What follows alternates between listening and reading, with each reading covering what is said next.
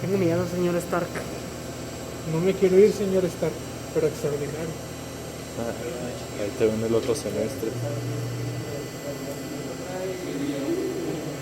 Hola, hola, ¿No hola. pega? ¿Ah? ¿No pega? No, es lo que tenía.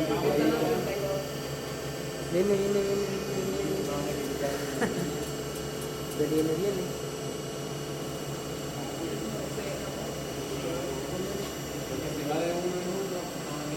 Ya va a penetrar, güey.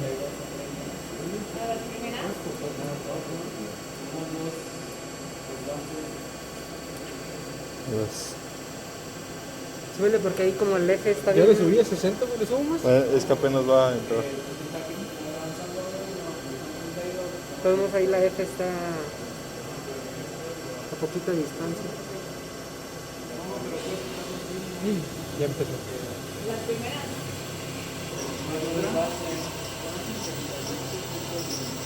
Ya le puede subir, ¿no?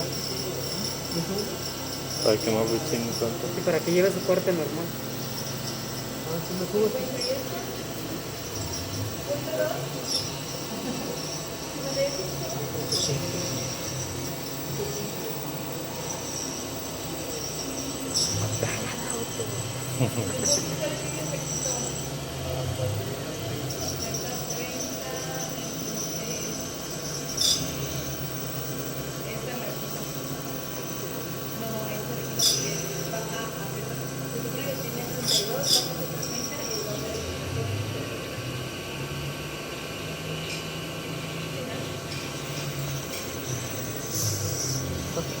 ¿Qué?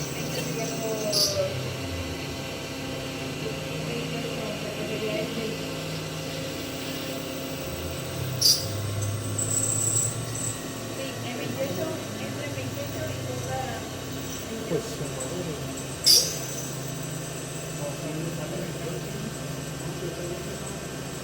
Ahorita cuando vaya ya por la cola, ahí le bajas como a 80, 70.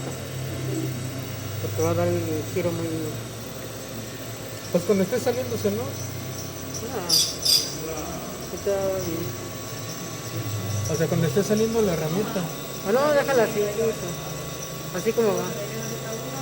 Todos le metimos poquito corte.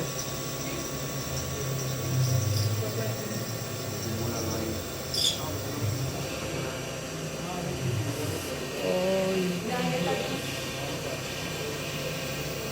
Bien calculado.